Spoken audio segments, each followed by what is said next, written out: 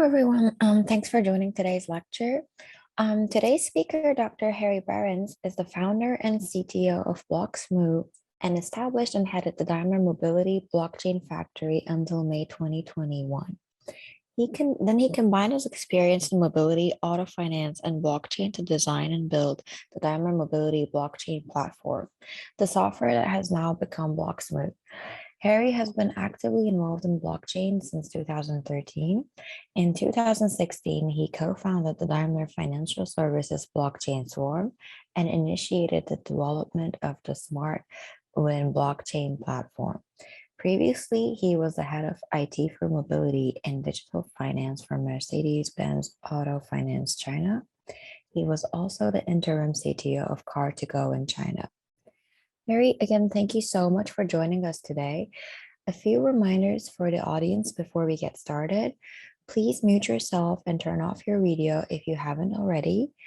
We will have time for Q&A after the lecture, so please submit all questions in the chat box throughout the lecture, and we will come to your questions during the Q&A session at the end of the presentation. Also, this lecture is being recorded and will be available on our website tomorrow. Again, thanks for joining, everyone. I'll hand it over to you, Harry. All right. Yes. Thank you. Thank you for having us, for having me here, and to present a topic which we're currently working on, which is the NFTicket protocol. I guess I've already been introduced, so I'm the tech guy in bloXmove. Is pretty much the summary of it. And yeah. So today I'd like to delve a little bit into our core engine and what we built in order to facilitate the core engine, which we've been working on, now for roughly 4 years, which used to be called the Daimler Mobility Blockchain Platform, and now it's called bloXmove. And what it does, in a way, it's very simple. It manages access control, verification, certification, which are needed whenever you want to verify a rental process, a charging process, and similar things. And you can somehow abstract this and simplify it down to any kind of rental process which happens in the real world can be simplified to think of hotel, think of concert, think of mobility. It's a check-in with access control, and it's a check-out with billing and billing records.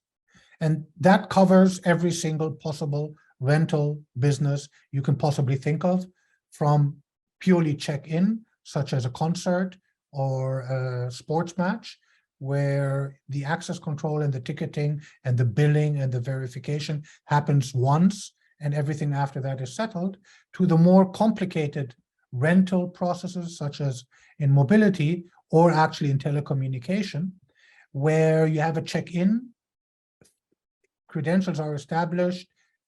Do we know you're good for the money? Do we want to deliver you the service? All right, we start. And then somewhere a clock starts ticking and counts billable units. And then it goes to the end of whatever that rental was, the telephone call, the charging process, the rental of the car, the rental of the scooter. It builds what's called a CDR, a call detail record, which is essentially the raw data for the billing records.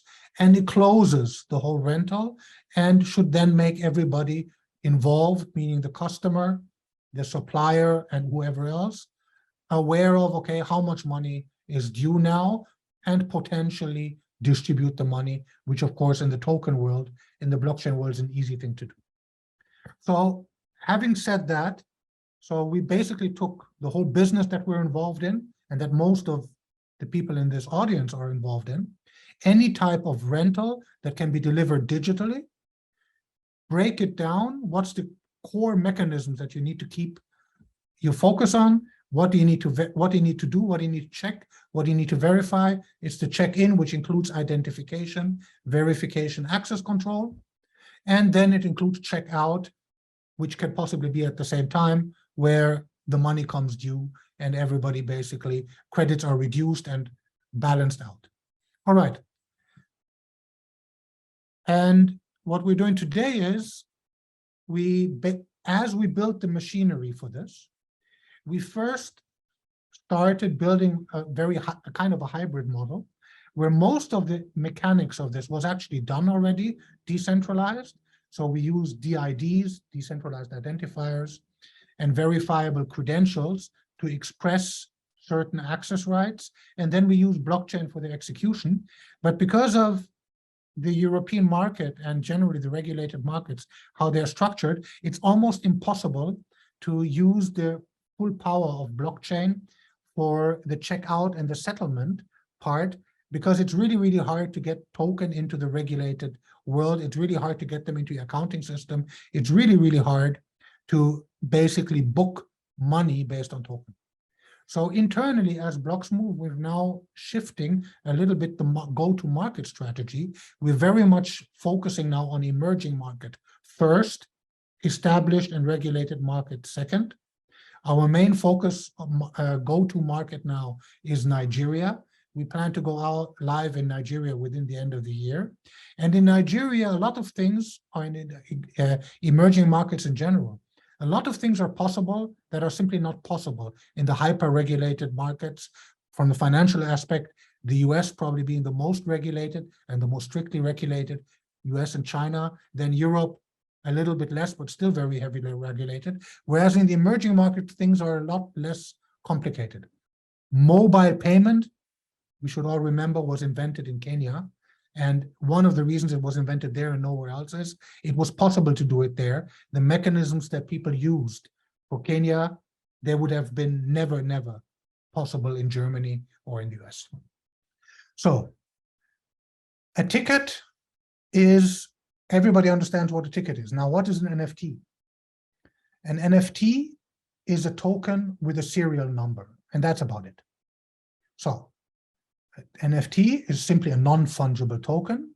It has a unique identifier. Actually, every NFT simply has a token identifier, as opposed to the kind of liquid, fungible ERC20 tokens that you all know and some of you hold, which are not distinguishable the one from the other, and they can be split into infinitely many pieces. An NFT is very much one piece, and it has a serial number. On top of that, because it lives in the token world, it lives in wallets, which are highly, highly secure containers, which prove possession. And in blockchain, possession and ownership, there is no difference between the two. Blockchain is the framework of blockchain presumes that possession equals to ownership. Your keys, your coins. There's no question about what's the legal framework here. It's your keys, the coins are in your wallet, so they're your coins. So possession and ownership are considered the same. So by an NFT being a token with a serial number, which is very securely contained in a wallet, is actually simply a digitally secure expression of what a ticket is. Because what's a ticket? The traditional ticket is a piece of paper which has a serial number. It is issued to you by somebody, and then you need to present it. It gets verified for authenticity. Usually it gets taken away from you if it's a single ticket. Otherwise, it gets punched. If it's a multiple ticket, you get your service, and then the ticket comes back or not, depending on if it's multiple or not. So what you can do with a ticket can very neatly be done with an NFT. Again, why? Because an NFT also has, like any token, has built into the mechanics, into the concept of what an NFT is, the concept of you transfer it. So presenting a ticket and transferring a ticket can actually be made to be the same. And the beauty of NFTs and the beauty of token contracts is whenever one of these NFTs gets transferred between party A and party B, it's actually not from wallet to wallet, but the transfer always happens through the smart contract that originally created the NFT. And that means now what we can do is we can take the established NFT standard, which you all know now, and which has become famous mainly through digital art. Beeple piece of art selling for 69 million, I believe the most expensive digital artwork ever. Then the bored monkeys and the CryptoPunks and the CryptoKitties and the whatnot. That's where it started. But because it is software and it's open source software, you can actually extend the functionality of what this NFT does and add your custom logic.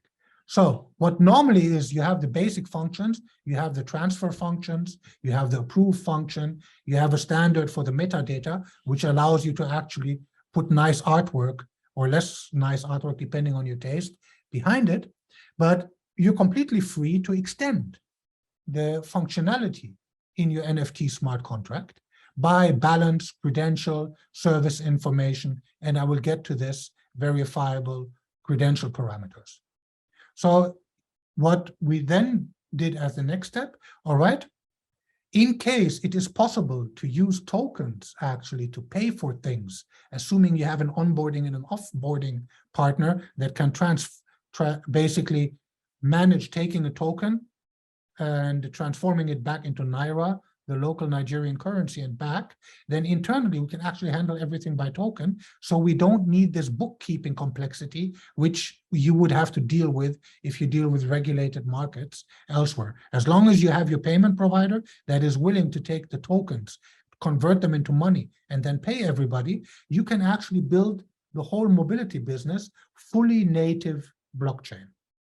And for that, if it's native blockchain, what better mechanism than to use NFTickets for the ticket part, and then by extending the logic of the ERC 721 standard to contain further information such as how many credits to this ticket, and then how much liquid token, how much money, how many ERC20 do you allocate to this, because it is actually very straightforward to make a little mini bank out of your NFT contract, because you can simply, in the logic of the smart contract, allocate amounts of ERC20, which are controlled by the owner of the NFT. So they become little mini wallets. So you can basically top up and redeem funds from an NFTicket, and the smart contract handles all of that for you. So it's a very, very powerful mechanism. And most of all, it's a totally, for all practical purposes, secure mechanism. And it's a mechanism, because it's blockchain, where you can always assume trustless consensus. So anybody who is active on that blockchain, be it Polygon, be it Celo, which is the one we will go live on, be it the Energy Web Foundation, which is another one probably we'll launch the product on. Anyway, anybody who's on that chain can interact with the system, can read the smart contracts, and basically participate. Okay. On top of this basic thinking, so what we're doing here is we're expressing access rights. We're using the ticket, which is access rights. Now comes one more layer of tech, and then I'll get into the actual explanation of the tech. I'm just trying to put the context here. So when we started the mobility blockchain platform within Daimler, there was obviously absolutely no question to use tokens ERC20 or 721 for the actual settlement or the payment of it. It's simply unthinkable, especially 2 years ago. So at that point in time, we used something which is actually becoming more and more popular, at least in Europe right now, which in terms of expressing access rights or expressing credentials is in many ways equivalent to what an NFT does, which are called verifiable credentials. And actually within Mobi, they are the technology upon which this is based are heavily used. They are based on the World Wide Web Consortium defined standard, which is called decentralized identifiers, which are secure digital identities, which are expressed as URIs, and which carry with them, again, a cryptological framework so that they can be used to provide digital signatures. And the moment you have digital signatures, you are already again in the field of secure crypto-based transactions. And a verifiable credential is essentially DocuSign on steroids. So by using DIDs and the protocol open source, open standard, no license contamination, nothing of the sort, by using DIDs and then the verification mechanism that come with the protocols, you can create something called a verifiable credential, which is just like a DocuSign. So what does it do? Me as a verified identity, so holding a DID, can issue you as the holder a verifiable credential, which I sign to be valid at that point in time, and you can verify my digital signature. And now when you have that credential, then this can be verified. That's why it's called a verifiable credential, by looking at the signature and looking at the identity of the signature and then getting some proof of identity for the signature. And this is what we used for tickets, because think about it, you pay the mobility provider for the ticket and they give you this ticket.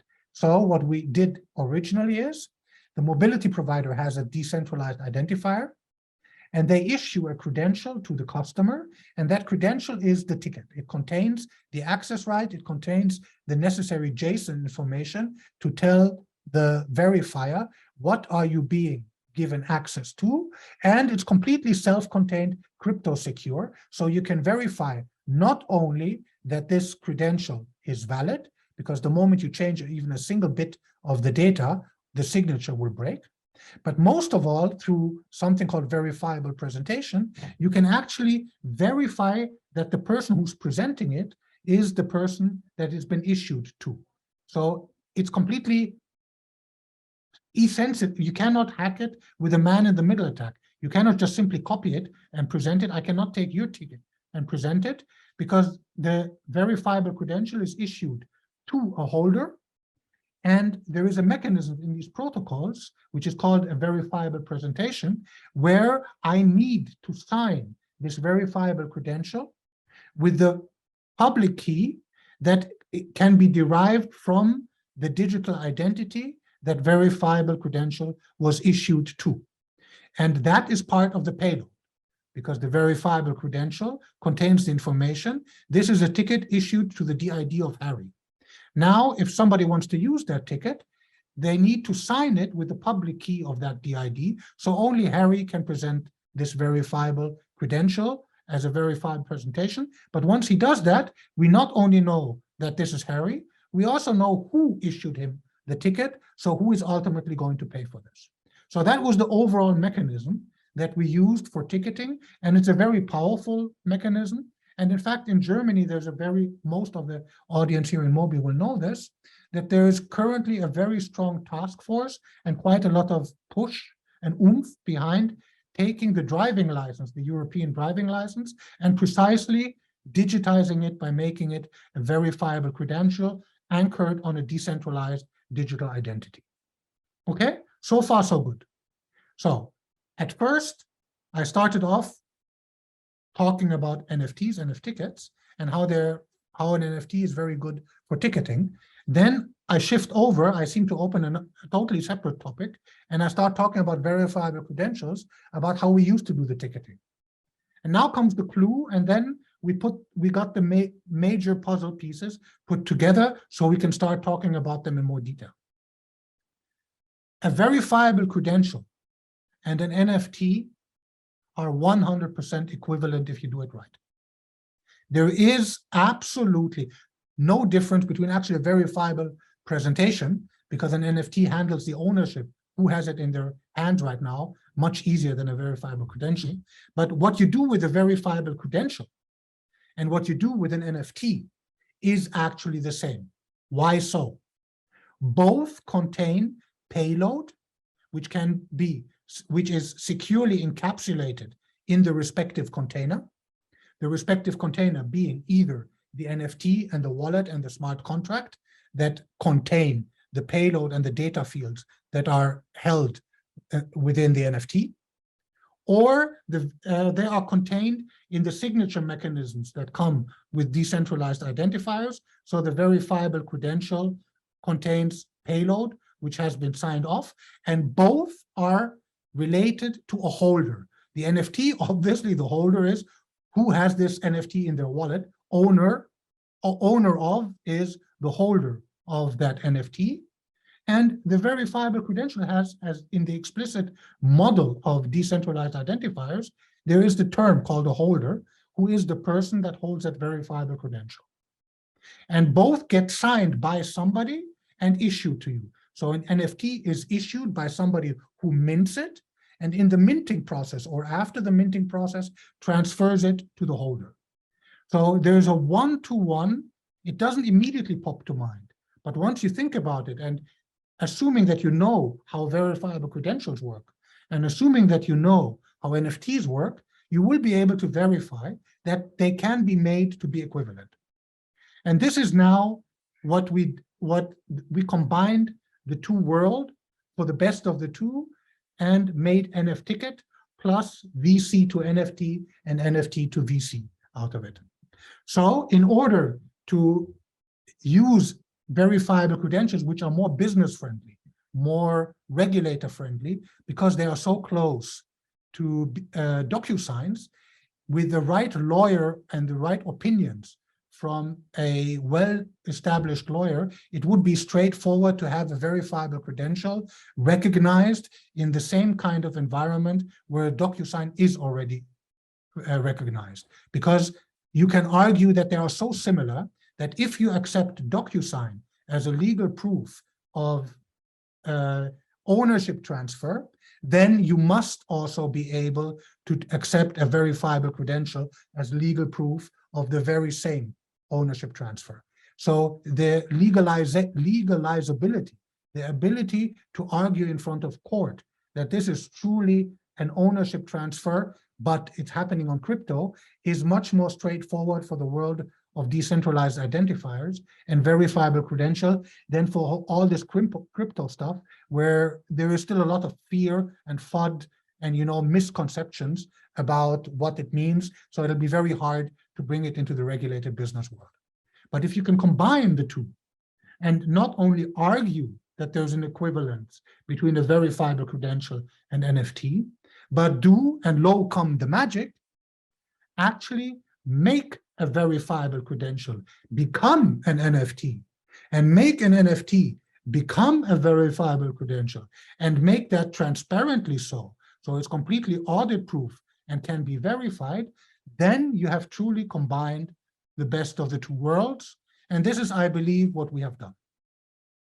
Okay, so, and just as a side note, I'll not get into that later. What you can do for tickets, you can also do much more powerfully, possibly, for certificates of ownership, think vehicle title document and the likes.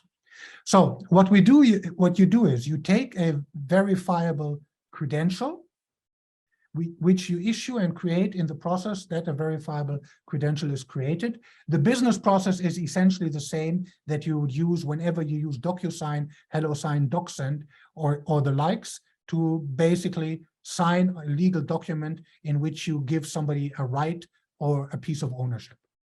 Once you have that, you then use our protocol. We take this verifiable credential, we convert it into a totally equivalent NFT using the metadata mechanisms that NFT provide you with.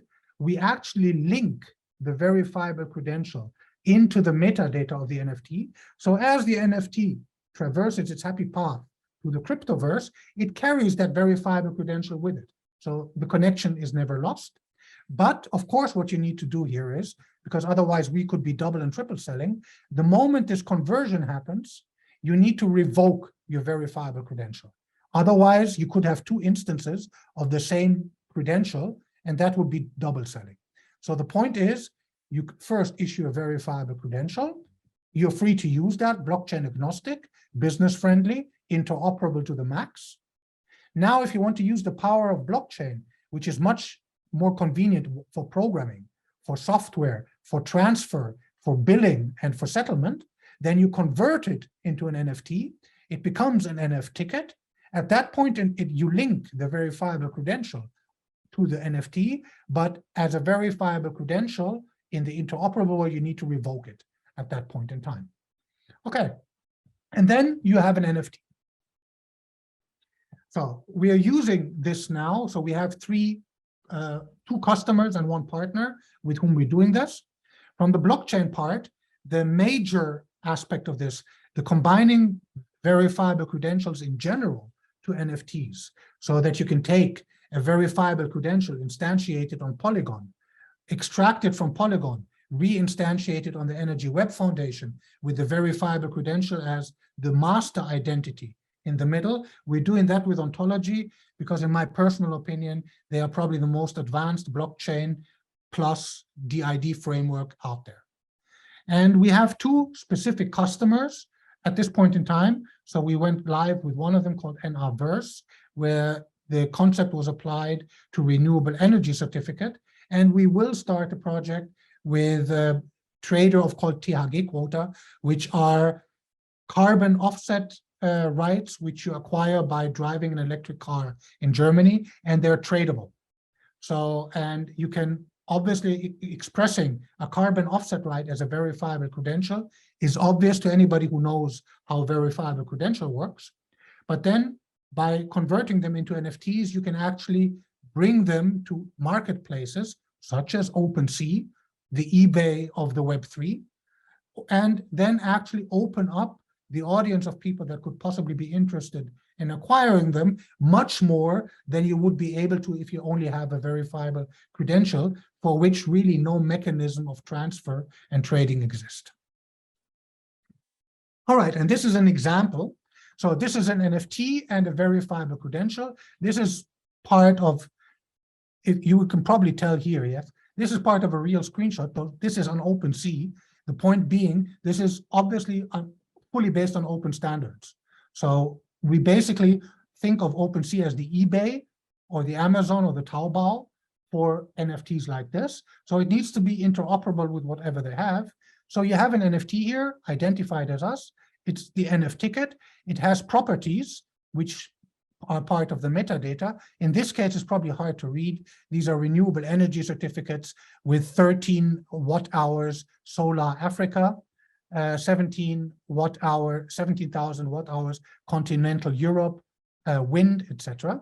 And they are expressed and they're attached to the NFT because the use case from NRverse was that they had an event on Decentraland, and this event was structured such that it should be a showcase for a carbon neutral or even carbon offsetting event. So you could only enter the event if you bring with you the necessary offsetting through renewable energy certificates, which NRverse had procured in the market for such renewable energy certificates.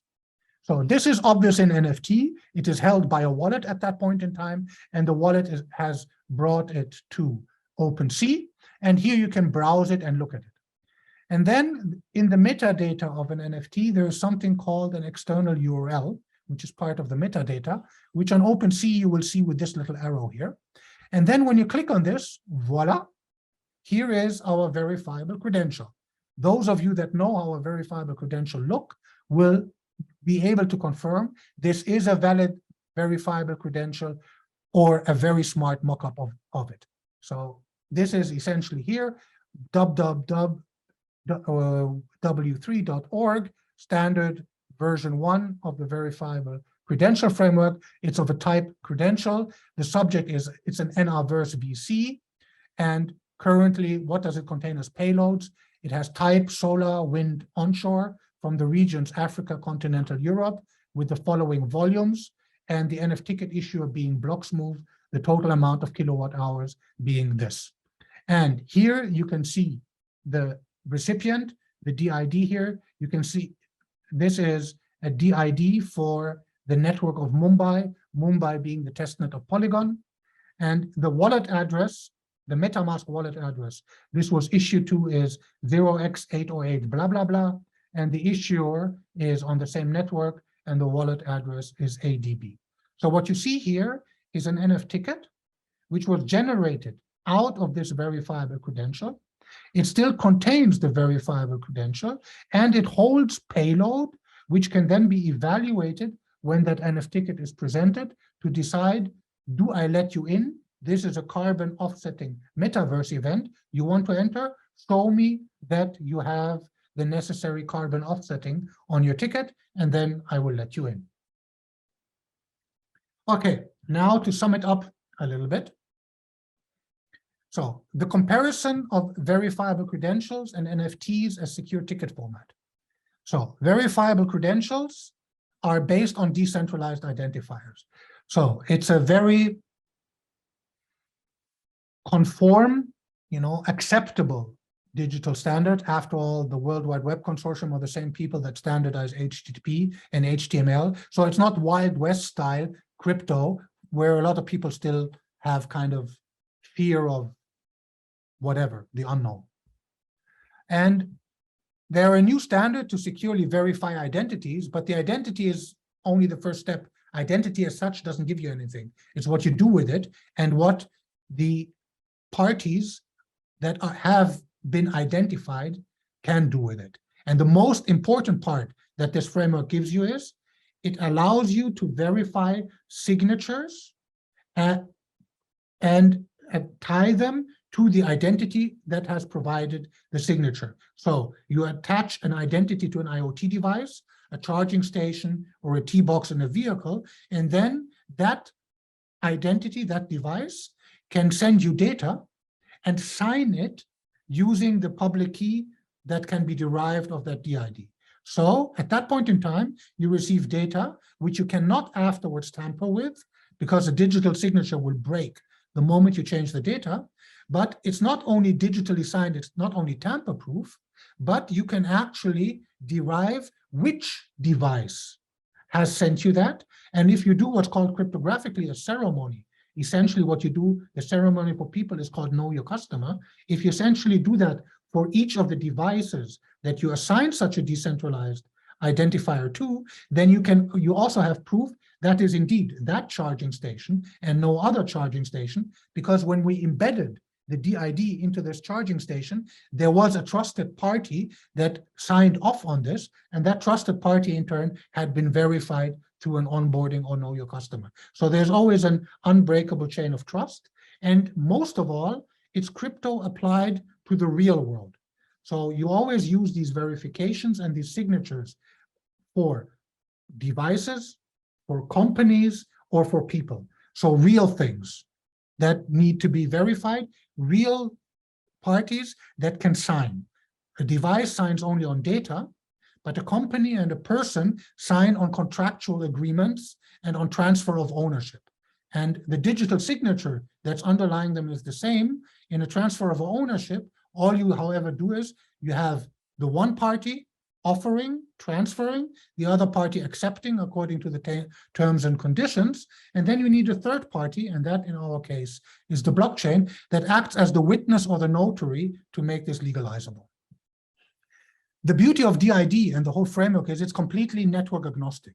There is a DID method for web, there's a DID method for Ethereum, there's a DID method for ontology, you can create your own DID methods. So they're not specifically tied to any specific network layer. So they are truly, truly document-style interoperable. You can take a verifiable credential, type it, basically copy it, type it, and recreate it on the other side without any consideration for the channel, for the network, and it still stays valid because it's completely self-contained. Okay, and they are serialized, they are pure text. They have no context, they have no container. That's the beauty of them. So as opposed to tokens, and as opposed to any of them, they are self-contained. So a token always has a container. Either the wallet is the container, or the smart contract is the container, or the blockchain is the container. Any type of ticket you will ever buy always has a container, the container being the user management or the contract management or the ticket management system, which is the only party that can verify that this ticket is indeed valid. A verifiable credential is truly decentralized, self-sovereign, autonomous, self-contained. So they're an excellent way for secure and decentralized exchange of validated documents, tickets, access rights, certificates, vehicle titles, driving licenses, etc. And actually also invoices. So on the other side, what's an NFT? An NFT is a token with a serial number, I said originally. It has the big advantage, it's executable content. So all of a sudden, you got the power of software at your fingertips. Web3 is your toolbox now within the operating system of the respective blockchain. And all of these are essentially EVM. So whether you go on Energy Web, whether you go on Celo, whether you go on Binance Smart Chain, it's all EVM. So you have a very, very wide range of operating systems, of Linuxes, as it were, in which you can apply this. And the smart contract, which is the software on the chain, which mints the NFT, is essentially a class loader for that class of NFTs. So every NFT is an instantiation of the class ERC-721, standard for non-fungible tokens. And essentially by writing it and deploying it, you have now used the blockchain as the class loader that is able to load that class and execute it for you. NFTs are contained within wallets. So that's the beauty of them. So they're always owned by somebody, and that somebody is whoever is the person or the device or whatever the key store that holds the private key for the public key to which it has been sent. And the beauty of it is can be extended. So it's not only silly monkeys or silly crypto kitties, but you can actually do whatever you want. You can make these full-blown registries with their own payload, their own logic. And because there's something called the external URL in the metadata of a NFT, every single NFT can actually carry its own database with it, because you can make the external URL point to the database specific for that NFT. So it's a very beautifully extendable framework. And transferring an NFT is semantically and logically, mathematically as it were, totally equivalent to presenting a verified presentation. So it's more than a VC, actually. The moment you transfer, what is the difference between a VP and a VC? The VC is a proof that Harry Barron's DID was given this access rights. But it could be Peter Tosh, who's actually holding that VC, and only by going through the step of presenting it as a verifiable presentation, can we ascertain, can we ensure that it's actually Harry who's got that VC in his hand that was issued. Well, that problem never arises in NFT because that NFT is in that wallet, and you know it's coming from that wallet because that's how the blockchain works. So this needing to verify that there's no man in the middle falls off the table in NFT. So that's another plus for token. Yay to the crypto world. Okay, so to show this a little bit in comparison, this is a not very pretty overall flowchart between a ticket master who sells tickets and a service provider who delivers services, where green is the DID and verifiable credential world, blue is the token world, and red is the actual service world. And the main point about these arrows is you will see that the green arrows and the blue arrows go in parallel and go into the same direction, and the service can be delivered irrespective of whether you are working within the framework of issuing a verifiable credential-based ticket to the holder, who then presents it as a VP to the verifier, which is the service provider to deliver the service, or you have an NFT minter that mints the NFTicket, it goes into your wallet, you transfer, which would be a transaction called redeem, the NFTicket to the smart contract, the payload is verified, and again, you're being given your service. Okay, here you would have to handle with a verifiable credential, they don't come with the concept of value transfer. So that would have to be done, settle liability, invoicing and liability, that would have to be done out of protocol. But the beauty of the token world is the value transfer obviously can be done as part of it because each NFTicket carries with it the credit and the ERC20 tokens. So whenever this redeem transaction happens, based on the credits that will be consumed, a certain amount of ERC20 tokens get taken out of the balance of that token and get transferred to the service provider. And this is done by the smart contract. So trustless, truly decentralized. All right, and now the overall story here and the big how this can be extended is Well, I just explained right now the VP to NFT part. So that's fairly easy. The user presents a VP of a VC issued by bloXmove to our conversion app. This is a Web3 app. It verifies it, it extracts the issuer DID, it extracts the holder DID, it extracts the attributes which are in the verifiable credential in JSON, including redeemer, whitelist, ticket counter, metadata, and based on that, it mints the DID. This is what I had already briefly shown here, where the verifiable credential has this payload in the JSON, and you will see that this Africa 13123 watt hours solar is exactly type solar Africa volume.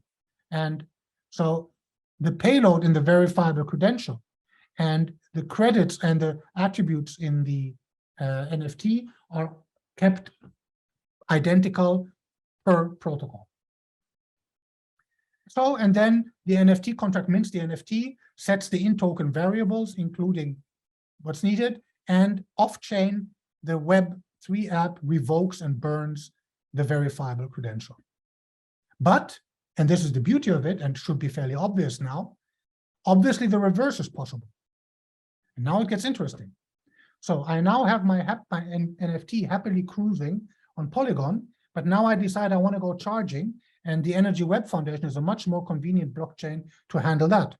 Absolutely no problem with bloXmove's NFTicket protocol, because if I can do it one way and I don't lose information, I can also do it the other way, which means if I can create an NFT out of a VC, what's going to prevent me from just reverting the process? And that's exactly how it works. So you take the NFT, you take out, anyway, we have the data attached. So there's very little magic involved. We know everything that is contained in that verifiable credential, and we have proof of ownership because the wallet obviously contains the NFT. And then all we need is we need to extract that data, we need to recreate the verifiable credential, and of course burn the NFT, just like we revoked the verifiable credential, and voila, it's again in interoperable shape. So now I can take it to any other blockchain, or I can just put it in my safe and leave it in a verifiable credential format. So that's the overall idea here, which we're applying to it. And in general, this applies to any the overall framework of this is much more powerful than only mobility. We developed it coming from the use case or the problem to solve. We need a self-contained settlement engine for mobility, where we don't want to use quota-style blockchain accounting, but we really want to do end-to-end token settlement. And at the same time, we need to be able to do ticket-based access control. So we need something non-fungible, something with a serial number, which carries with it certain credentials. That brought us from the world of verifiable credentials to NFTs and NFTickets. But an NFTicket is much more than only a ticket. A simplification of it makes it a voucher or a coupon, and a slight shift in use case makes it a certificate. So obviously, having a driving license as a verifiable credential is relatively easy to understand.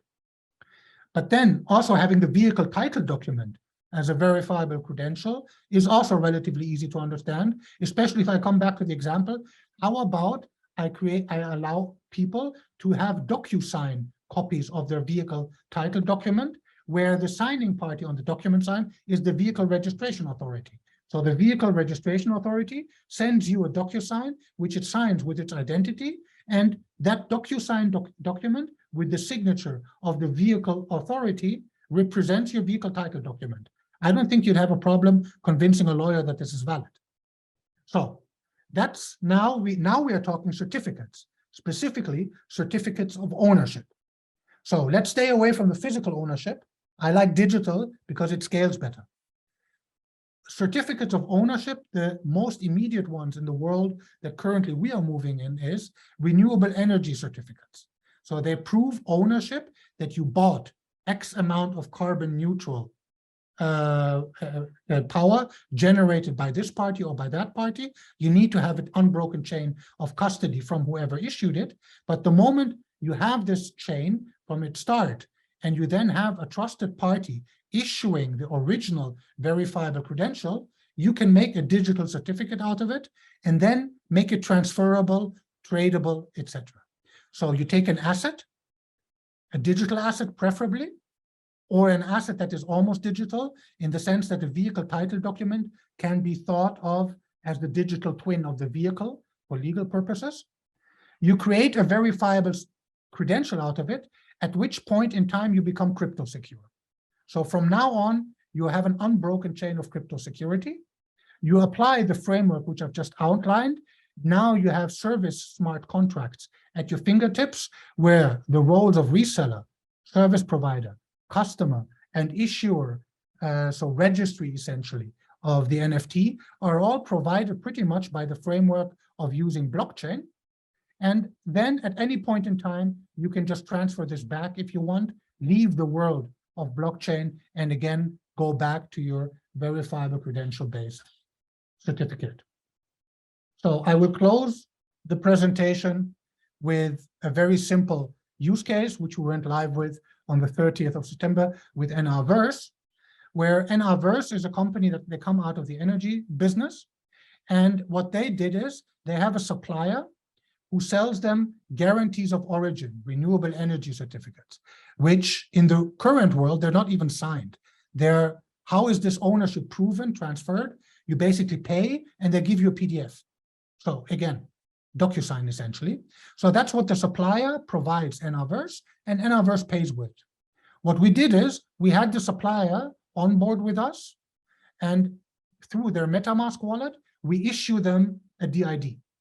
And then we had them upload the same payload that is in that PDF, upload it as JSON payload, and sign it with the supplier DID, giving the right to those guarantees of origin to the holder NRverse.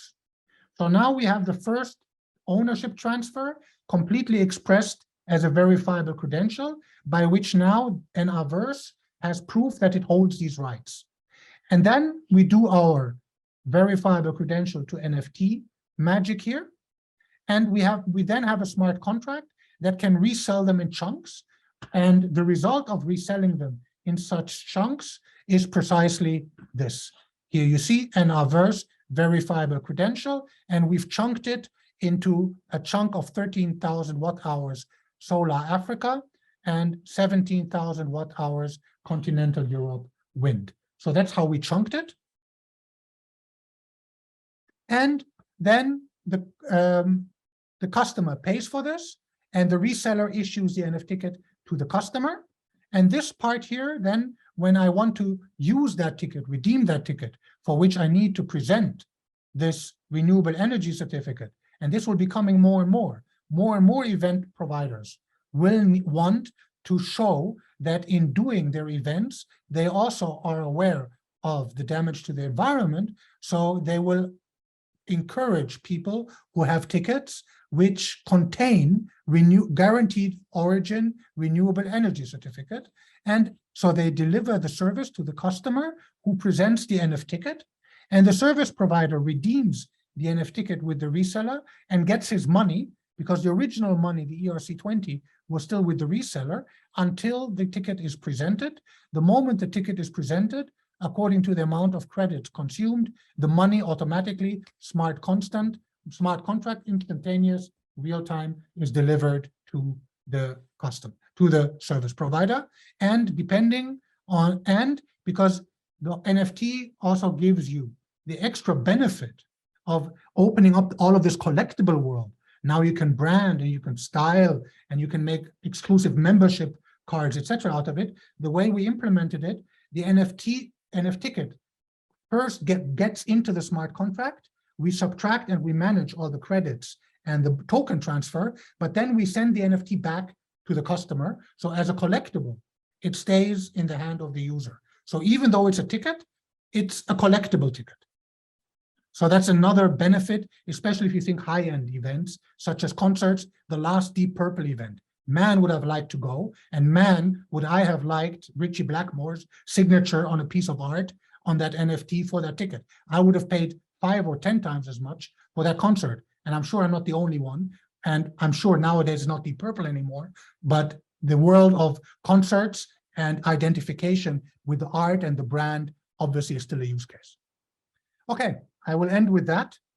Was a little bit of a, yeah, was maybe a little bit too wide, but yes, I believe we're in a technical environment, so I took the liberty to make it a little bit more complicated and a little bit more technical than I usually do.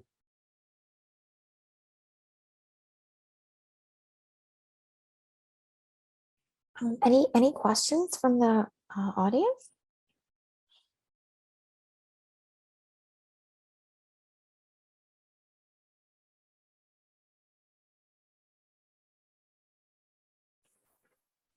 Yeah, maybe I have a foundation question for Harry. First of all, Harry, thanks for sharing. The logic is really clear for me. But I am always thinking about how to involve the ecosystem players to really play the game together. So I still stay in the concern in the very front end verification credential phase. For example, ID Union, they also do this kind of DID, and they attract a lot of big companies like Siemens, like Porsche to join the game. And also, I know bloXmove has a very good reputation from Daimler before, but how you make the mobility ecosystem players really play together with bloXmove and drive the game really forward together with NFTicket in the OpenSea. So this is something I really convincing by this kind of story or the future picture, but I'm still want to understand more about why bloXmove is confident in this verification phase, the ID phase. Well, first of all, I mean, you did mention ID Union here. We have, this is a standard here, this is a standard DID. At this point in time, obviously we're issuing it. But whenever there is a standard protocol for DIDs, we will use that. We have no claim on being our own proprietary DID or verifier on the verifiable credential world. We use the mechanism. As long as the mechanism is open standard and open source, it can be plugged in. And that goes also for what we're building. So the mechanism is you bring your own, if you want to verify yourself and you want to build your own root, basically your own trust tree to the root, that is because that's what you need to do in the digital identity world. You can just use this. There is no constraint on who is your issuer, who is your holder, or who is your verifier. This is completely open as long as the protocols are verifiable credential. Currently, because we're following a quasi-standard that did Ethereum said, we're using the packaging format of JWT tokens, but that again is very open standard. And in fact, it's a standard which is also pursued by OpenID Connect. So this can already be made to work with anybody who's using OpenID Connect as the central framework to exchange credentials and identities.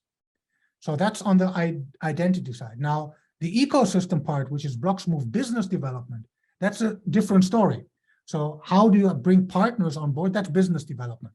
So how do you bring Tier? How do you bring Flixbus? How do you bring Miles? How do you bring Athlon on board? It's business development, mostly actually not handled by myself, but by our beautiful and powerful CEO, Sophia, who handles that.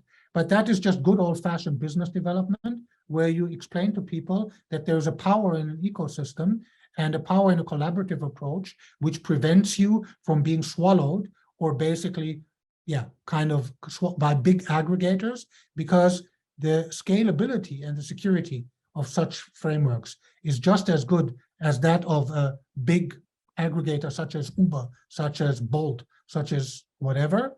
But you keep your own customers in any of this, and you're fully in control of the protocol. So the one's a technical question. So this is an open standard. We have no aim of pushing our own DID method. That would be ridiculous. We're using the available DID pragmatically, opportunistically are basing it on did Ethereum, which is valid for most blockchains, which works on Ontology, works on Celo, works on Polygon, works on Binance Smart Chain, works on Energy Web. So that's already quite a wide reach. And because did Ethereum has its quirks, so it only handles JWT as the exchange format. So we're using JWT as an exchange format, which is, however, perfectly compatible with what the OIDC protocol provides. So that covers about, I would say, practical reach. That's about 70% of the market. There is a question from Robert Eager. He says, it appears you are breaking the way from ERC standard to deliver the solution. Is this correct? No, and the ERC standard provides what is needed. And this is exactly the point here. It would not work to display this on OpenSea if we were breaking the standard. What we're doing is we're extending the standard. So ERC provides a minimum standard, ERC 721, provide a minimum standard that's required to be compatible with NFTs and, for instance, OpenSea. And they do not set a maximum. So you are free, and a lot of people do that, you are free to extend and to inherit from and add additional functionality. However, none of the functions that are provided and prescribed by the standard are broken by any of this. And this is the point why I'm specifically made the point of showing it on OpenSea. OpenSea would not display it if this were not a standard conforming NFT.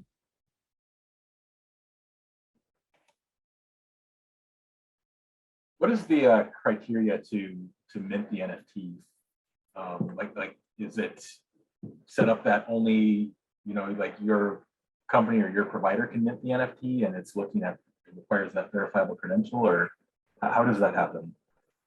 Right now, because this is still pretty much in stealth mode at this point in time, so right now it's simply whitelisted. So at this point in time, we whitelist wallets, which we give access to, and then the moment you're whitelisted, you can use the protocol.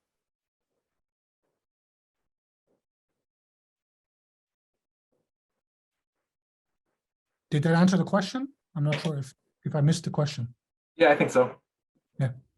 So once we open it up, which will be end of October, I guess, then it'll be kind of officially launched out, with protocol being available. Then it will be a simple, you just register your wallet, and we'll probably ask you for, probably not a full KYC, but a two-factor authentication. And after that, you're free to go ahead.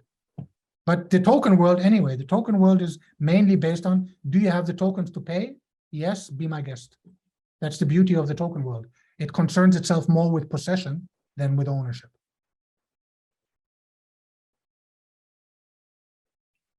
It looks like we're at the top of the hour. Are there any more questions? If not, I guess we can close it out here. Harry, thank you so much for your presentation, and also to the audience for taking the time to join us today. The recording will be on the website, so you can find it there tomorrow. Okay, thank you. Thank you for having me. I enjoyed the talk, and and I like the question, obviously. Thank you so much. Well, have a wonderful day. Okay, have a nice day, have a nice evening, wherever you are.